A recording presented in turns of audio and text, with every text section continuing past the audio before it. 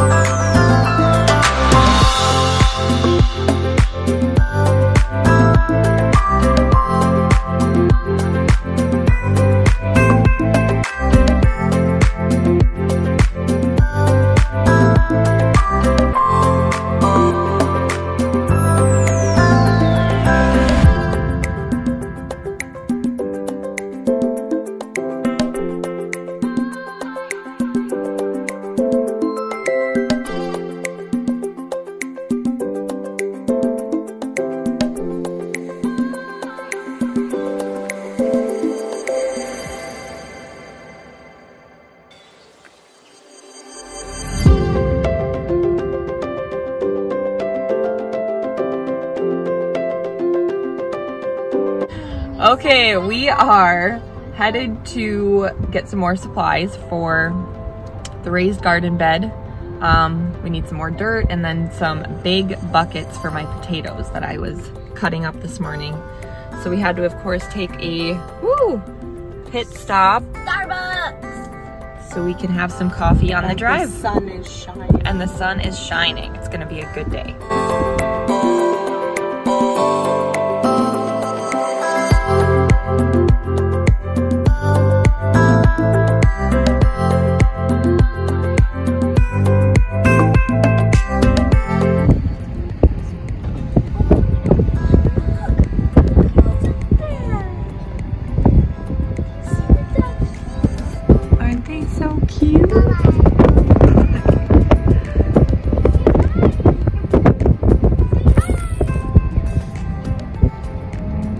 Okay, we better go get our food.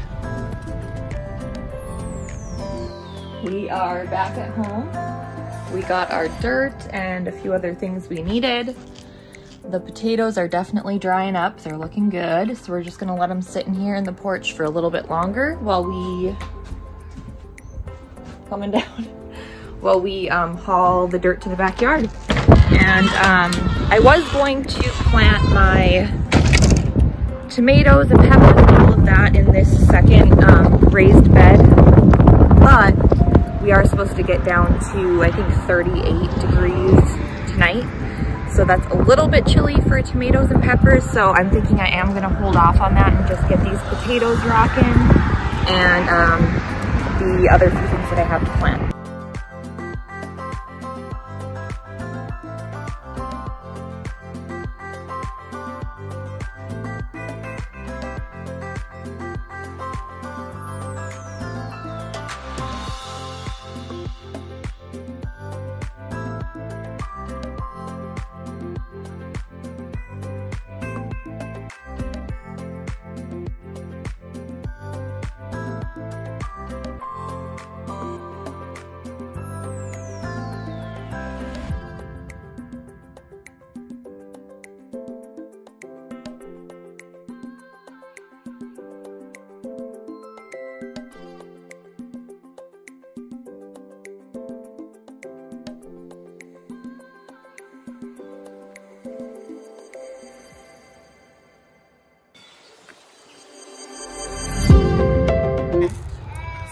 Called hardware cloth, and this is just what we're laying on the bottom over our wheat fabric to make sure we don't run into any rodent issues or where, you know, they can come up through the ground and get at our vegetables. So we're laying that down first, and then we will lay down our compost, which is all of that yummy stuff. So you can pretty much use whatever for compost as far as like leaves, sticks, grass, right? Yeah. First timer, so my mom is helping me out here. Grass clippings. So when we raked our leaves this spring, we just filled up these bags. It's got sticks and all kinds of stuff in them. They've been sitting for a while, so they are perfect compost to lay down as our first layer. And then on top of a couple bags of that compost, we're gonna lay down a layer of cardboard. And what does the cardboard help with? It just breaks down and all of it turns into good dirt. Yeah, so it just helps break it down and make the best dirt for the plants to grow. So we're gonna lay that, and then probably some more compost since we have so much to use up. And then we will start layering our soil. Organic that. Yeah, we went with the organic bed soil, and then we also got, I'll show you. It's called Black Cow, so it's actually cow manure. This stuff is really gonna help our crops produce, I hope.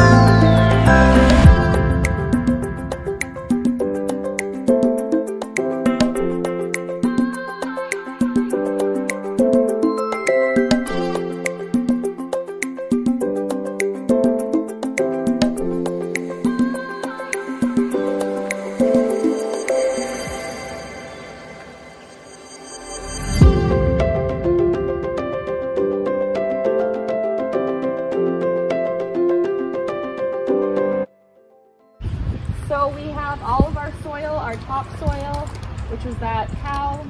Now we're gonna add in some blood meal and bone meal, and we'll spread it around and mix it in really well along with the organic fertilizer. So even more so, better for our plants and crops to grow. And then I just wanted to tell you guys, so this is my first year doing raised beds or really gardening at all. Last year I had a really, really small garden with a few things. Excuse the lawnmower next door if you can hear me over that. But so this is really exciting for me, and my mom is here thankfully to help me out. Help me out with all this work. But we are gonna do, as you see, we ran the weed fabric all the way around, way out and way in. So we're gonna lay down nice pebble rock and then do a nice edging border around the whole thing, so we have a little bit of walking path so we can come in and water and pick our vegetables and put in our big potato bins for those to grow with everything else. And who knows? Patio tomato. Yeah, we have some patio tomatoes, so we might add in a few other little things. We're gonna have this nice little garden oasis, as I'm liking to call it.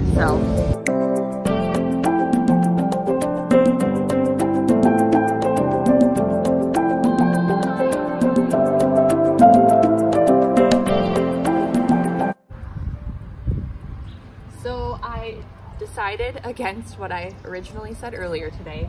We're gonna go ahead and plant all of the peppers and the tomatoes. The forecast kind of changed a little bit, so the low is now like 42, which should be fine for them. And it's a raised bed, so the soil is definitely warmer than in the ground. So I'm not too worried about it, and I just kind of laid them out. So I'm gonna dig in and start planting.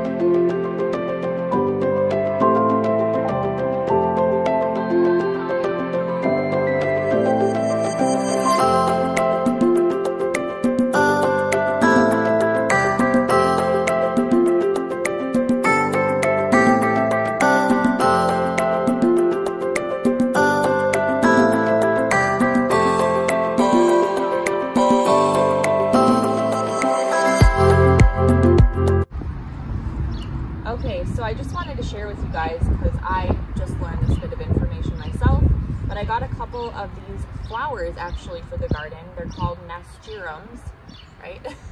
Nasturtiums, and they're actually really pretty, but they're edible. Like the whole flower and everything are edible, but the reason we're putting them in the raised beds this year is because they attract the bees, so they will help with pollination, which is really good for the plants, and they're just gonna add a little pop of color, which is cool too. So we'll just kind of train them over the edge and they'll droop down. I have one in this corner and one over in this corner.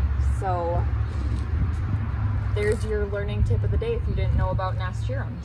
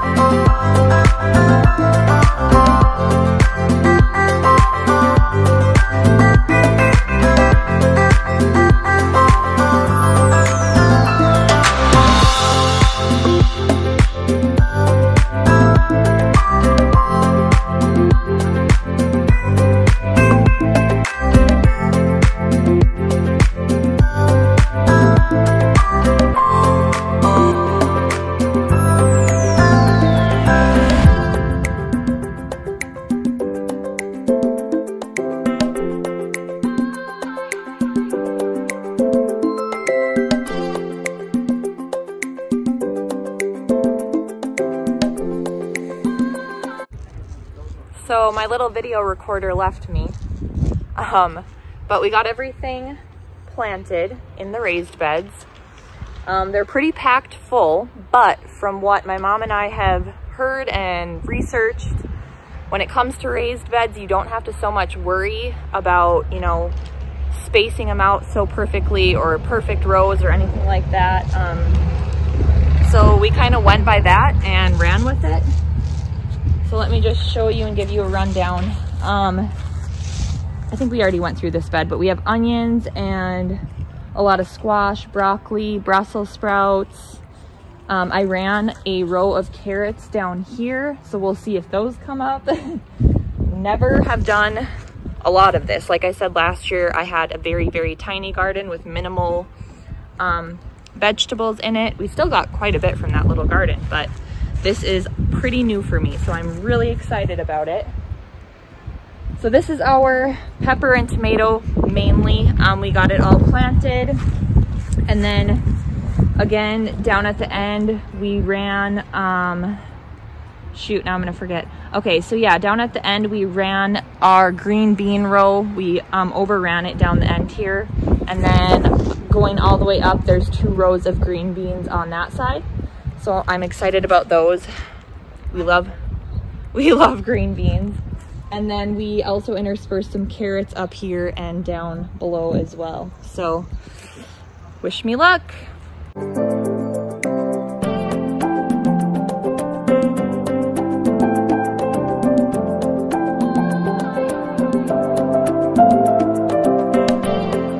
We are taking a little break from the garden action for some grandma and grandkid bonding time. They're gonna plant a little flower.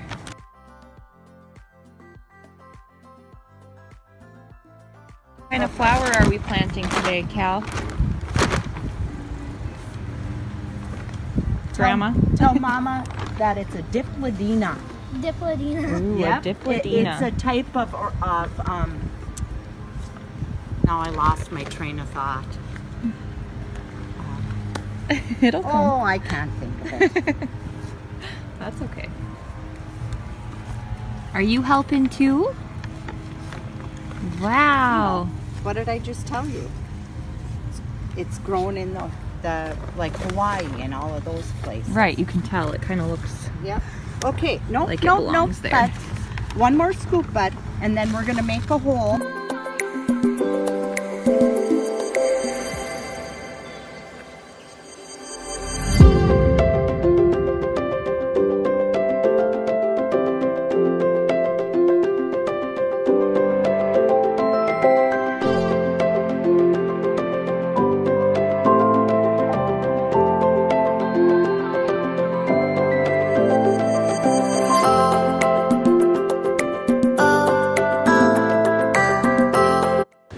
We are ready to get back to where we started our day with and finish off with planting these potatoes.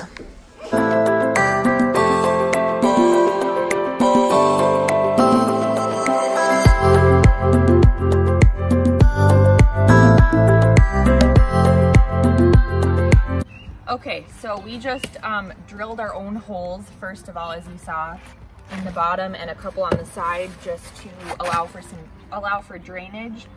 But we were looking earlier today, and I know for sure Home Depot has them where they're already, they have the drainage holes and they're meant for growing potatoes like this.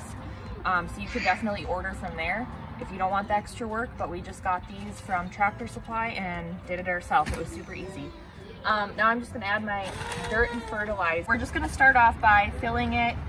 This one is really nice because it actually has the measurements on the side of it, but like anywhere from 4 to 6 inches for the bottom, and then we're going to layer probably 5 of our potatoes with the eyes facing upwards on top of that soil, and then add another 4 to 6 inches of dirt on top of that.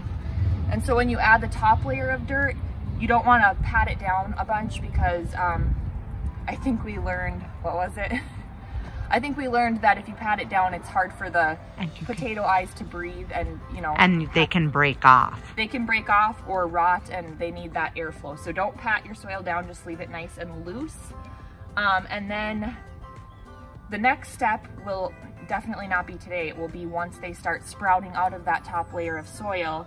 Once they sprout out, then there's a third step in this process. So we will get to that eventually, hopefully. But for now, we're gonna get these planted.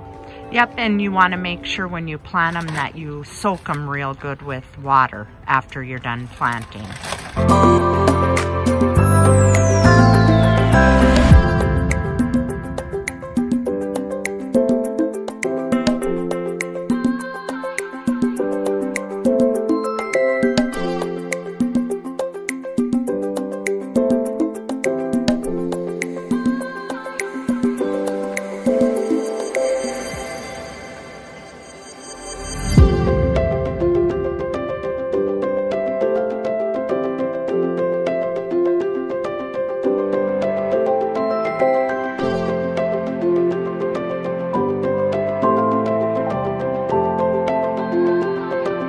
Thank you guys so much for hanging out with us today in the backyard. Grandma too, get in here. We are just learning as we go, so if you are a pro at this or you're experienced, leave us some comments. Let us know all of your tips and, you know, gardening pro advice, because I need it. especially that now that my mom's leaving us tomorrow.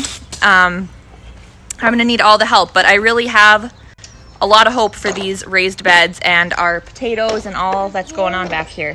What do you think? We are gonna go enjoy the rest of this beautiful afternoon at the park. So we will see you guys soon. Tune into next video to see how our potatoes are doing and how much our plants have grown, and we'll talk a little bit about my other thing up there, the green stalk. We didn't share anything about that today, but you saw us watering. So we will see you guys next time. Thank you. Bye. Bye. Say bye.